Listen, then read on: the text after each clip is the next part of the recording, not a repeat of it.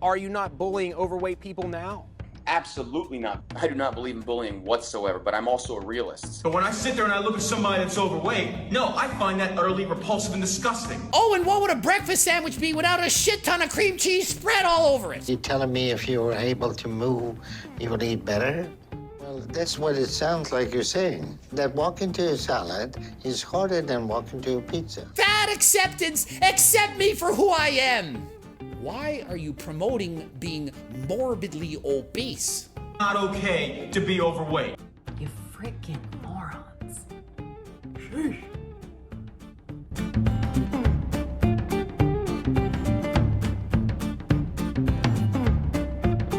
Hello everybody and welcome to another episode of Let Me Learn Ya, and in today's lesson we are going to be learning about something that is so obvious that it feels really annoying to me that I even have to prove it with frickin' science. And that is that bullying, abuse, negativity, harassment, and threats do not work to change human behavior. Specifically, when we're talking about weight loss. People who are seeking weight loss support pretty much have two camps of people who are working to get their attention. One, we've got the entire weight loss industry. Hi, I'm Roger, and you're going to pay me to help you lose body mass for a brief period of time in an unhealthy way just to gain it all back, and then you'll pay me to do it again. So you got that group, awesome. Then you've got the group of fitness bros and bras and just really angry human beings who are constantly screaming and yelling at you, telling you that it's your fault. And if only you would just do the easy math, calories in, calories out, that you wouldn't be such a disgusting human specimen. That's super inspiring. Today I'm gonna focus on those bros and bras and angry commenters and all of that. I'm going to be using the term weight stigma throughout this video just for the sake of simplicity to incorporate all things negatively associated with weight. So somebody being paid less or fired for their weight, being treated differently, being insulted, being harassed, being bullied, all of those things I'm looping into weight stigma. 42% of Americans report experiencing some form of weight stigma throughout their lives, and quite honestly, I feel like that number is low. And unfortunately, a lot of people in our society believe that weight stigma is the necessary evil to help these people to live healthier, better lives. And what's terrible about harassment in the form of weight stigma is that the people performing it feel that they're justified. They feel like they're justified from a moral standpoint, and they feel like they're justified from a science standpoint. And when you disagree with their tactics, they accuse you of promoting obesity because they don't understand what the term promoting means. Again, Google it. This disgusting behavior is literally just bullying in this shiny wrapper of moral superiority and health promotion. They're not doing it because they're trying to help anyone. They're doing it because it makes them feel good. It makes them feel superior to other people. And let's make something very clear. This does happen to both men and women, but research has shown that it happens overwhelmingly more often to women, and with a viciousness that is just terrifying. If you don't believe me or you don't believe the research, I got two things for you to Google. Number one, size 4 Jessica Simpson 2009. Size 4. And dad bods. And this doesn't just happen with, the run-of-the-mill bully on the playground or the random jerk-face moron on YouTube screaming with the veins coming out. This, more often or not, comes from family members, your loved ones, the people who really think like they're trying to help you, from your friends, from doctors, partners, neighbors, workers from any profession, you name it. So it's literally coming from everywhere. And As somebody who went through this back in the day, the scariest part is you never know where it's going to come from or when it's going to hit you. So here's the very real, evidence-based, backed by frickin' research thing. Fat shaming, abuse, insults, negativity, all of that stuff does not work for weight loss. And if anything, research is supporting that all of that weight stigma wrapped up in its pretty little bow makes people's situations worse. People subjected to these forms of abuse are more likely to exercise less. They don't feel comfortable going out in public and exercising. They've probably been harassed in a gym. They're more likely to binge eat, suffer from various mental health issues, substance abuse, eating disorders. They're less likely to avoid seeking out health care because they've probably already experienced a doctor shaming them about their weight in some way. They have higher cortisol levels, and higher cortisol levels are linked to increased belly fat, which is literally the kind of fat that is linked to type 2 diabetes and heart disease. And the longer that this abuse continues, the more their risk of mortality increases. But none of this should be shocking.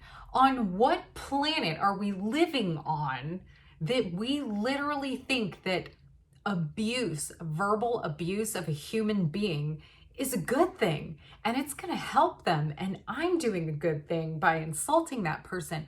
Are we mad? Have we literally lost our minds? Why do I have to share research that this is stupid? So what do we know?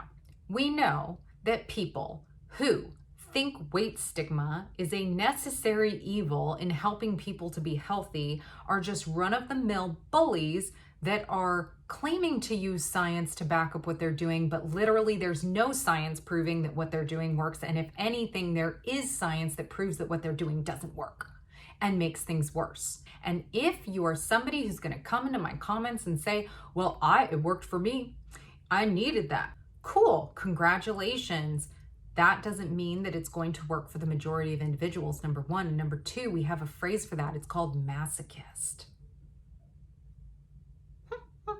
So it has actually been shown to work via research when it comes to behaviors and how behaviors influence weight loss or adapting healthy behaviors. Shock of shocks, it's a little freaking positivity. And it is so silly that I have to say this. We literally have a phrase said by an unknown person. That's how old it is. And that is, you catch more flies with honey than you do with vinegar. Duh. How many times am I going to say duh in this video? Diggity duh. Duh to the squared power, okay? Duh.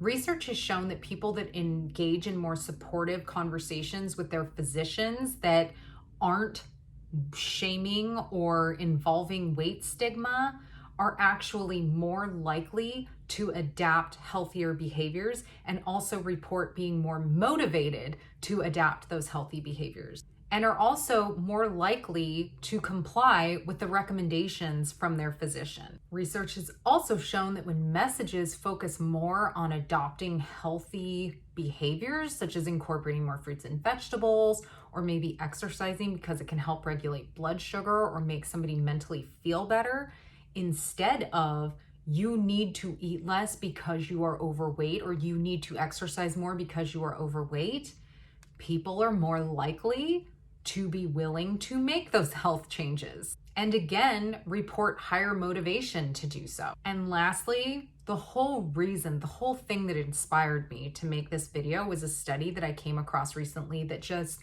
brought me so much freaking joy. I think it's the cutest study. In this study, they selected men and women with one or more risk for metabolic syndrome, and then randomized them into either a control group or a laughter intervention group. Yes, a laughter intervention group. It's so cute. So the laughter intervention consisted of the people being exposed to a 30-minute lecture on how laughter can influence your health, or 30 minutes of something called Rakugo, which I think I'm pronouncing correctly. I hope so, sorry if I'm not, which is a form of Japanese verbal entertainment that has been around for 400 years. And then get to partake in 60 minutes of something called laughter yoga. I mean, it just sounds like a fun time, right? They didn't adjust anything else, not their food, caloric intake, physical activity. It was literally just 8 to 10 times of maybe an hour and a half of fun and laughter. So what did they find? When compared to the control, the laughter intervention group experienced a significant decrease in weight and BMI. What? Also significant improvement in mental stress and subjective well-being scores, and significant improvement in just overall physical functioning. Just from laughing 8 to 10 times over 12 weeks. Now, let me be straight. The weight they lost was not a lot of weight, obviously. But what we're seeing is that when people are subjected to positivity and laughter and fun, it can improve their levels of stress, which can obviously have an impact on their weight. It can improve their physical functioning, which also can have a effect on weight. And it can improve their mental well-being, which can also affect somebody's weight. If you're feeling good, if you're feeling happy, if you're feeling motivated, you are much more likely to be like, okay, I'm gonna sit down and make a grocery list of foods that I wanna start cooking at my house. Or I'm gonna go to the gym today, or I'm gonna go take my dog for a longer walk. You are much more likely to do that than you are when you are being verbally attacked by people so much and by society that you want to crawl into your room and hide and cry and eat Oreos. And again, I can't believe I have to say that. Duh, diggity, duh. I'm not sharing this information and this literal science to change the minds of the moronic, bullying butt hats, abusing people in public and on social media under the moralistic guise that they're helping people. They know that's a lie, and no amount of science is ever going to change their behavior. They're lost. I'm sharing this for the people who are the victims of those butt hats, to hopefully get you to see that they are wrong. What they are doing is literally just going to make your situation worse if you listen to them. I know it's impossible. I know. I could not. If somebody told me, oh, just ignore them, it's hard. You can't. The only thing I can say to you is to realize that those people are miserable. You've never seen a happy person yelling and screaming, tearing down another person. And based on the research, not only do you deserve happiness and to not be subjected to that nonsense, but you literally owe it to your body, because it, again, literally does your body good. So anytime those jerky jerk faces tear you down, get your friends together, go have a brunch, go laugh your butt off. Get a funny friend. Funny friends are important. They make people feel better. And know that those funny friends probably have a really dark side, so support those funny friends, okay? Just FYI. Go rent some comedies. Go get Airplane, watch the entire series of Golden Girls all over again, and laugh and relax. There are more important things than fitting into what really miserable people want you to fit into. I'm also not saying, because I know there's going to be people in here who are like, oh my God, she's saying that all you have to do to lose weight and be healthy is laugh. No, I'm not saying that at all. What I'm saying is that negativity does not work, period. And that positivity can support you in reaching your health goals. So that's it for today. We have learned the duh lesson that abuse and negativity doesn't work, and that positivity and laughter is good. Thank you so much for watching. I hope you found this video useful. I would love for you guys to share in the comments what your favorite comedies are, TV shows, movies, stand-up comedians, whatever, that really make you laugh, because Maybe they'll make other people laugh and you'll give some really good recommendations that'll help people out. So leave those in the comments below. If you guys want me to talk about any specific topics, definitely let me know. And thank you so much for watching. I'll see you guys next week. Okay, bye.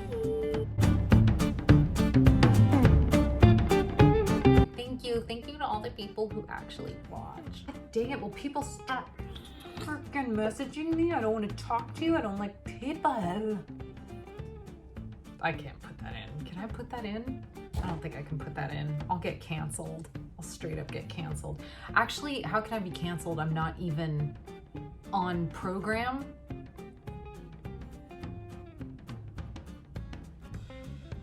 Why? I can't say the D word on YouTube or else I'll get demonetized or something. It's so freaking ridiculous. Like, you guys can't handle the D word, the multiple D words.